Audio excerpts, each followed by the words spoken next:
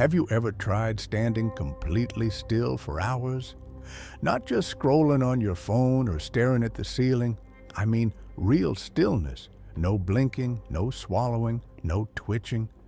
Because the moment you move, it sees you. One small step.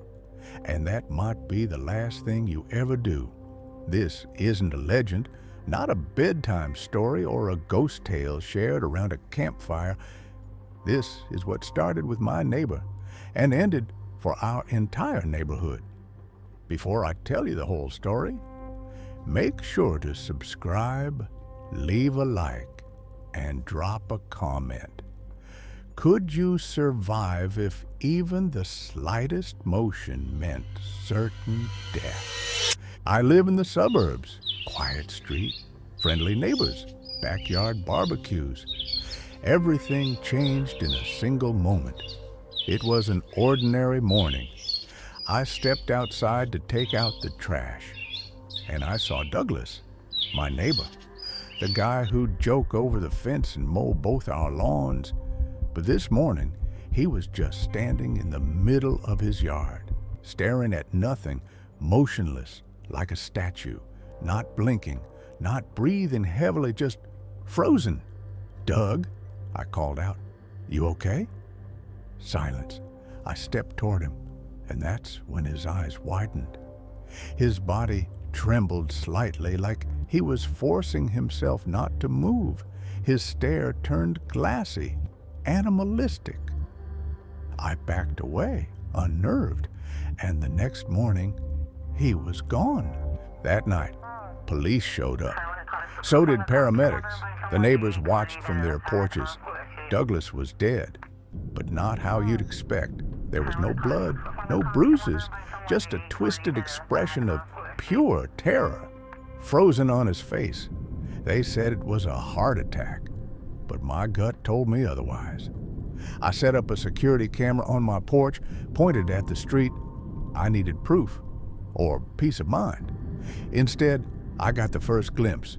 At 2:13 a.m., the camera caught a silhouette between two lamp posts. Tall, thin, unnaturally so.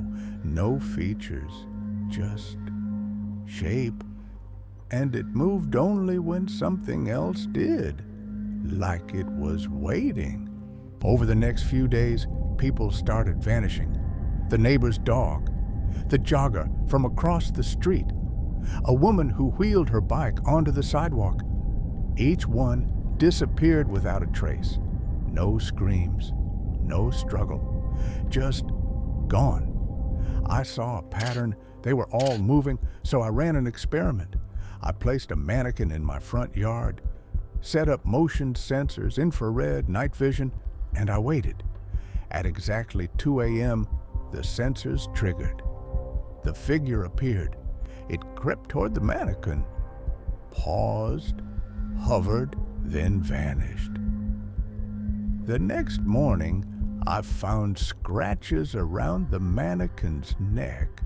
Nothing else.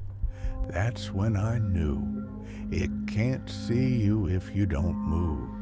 I started digging Reddit threads, dark forums, encrypted chat rooms, and found stories. A guy from Colorado said 3 students vanished during a school fire drill. They ran first. The others stayed behind. Only the runners were gone. A woman in Italy said her brother survived because he collapsed from fear, paralyzed. Whatever circled him in the room passed him by and took the ones who screamed. Over and over, the rules repeated. It tracks motion. It responds to fear. Stillness is your only shield. We've been taught to run from danger, but sometimes survival means standing absolutely still while the storm moves around you. One night, I heard a scream. My sister, she'd come to visit, had fallen down the stairs. Her voice shook with pain. She couldn't get up. I rushed to her, but as I opened the door, I saw it. It was standing by the gate, still, silent, but closer than ever. watching. Don't move, I whispered. You can't move. If you stay still, it won't see you. But she was crying. Her body trembled.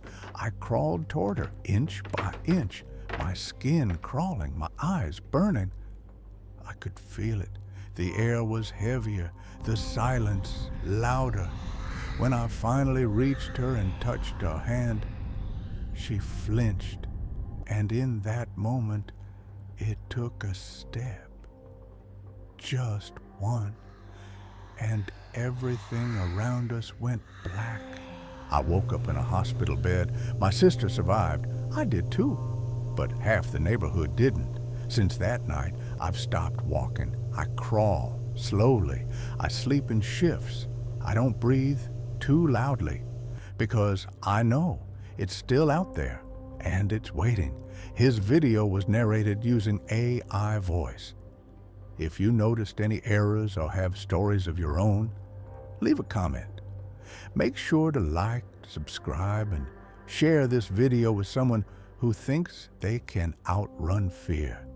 And remember, you're only safe when you stop moving.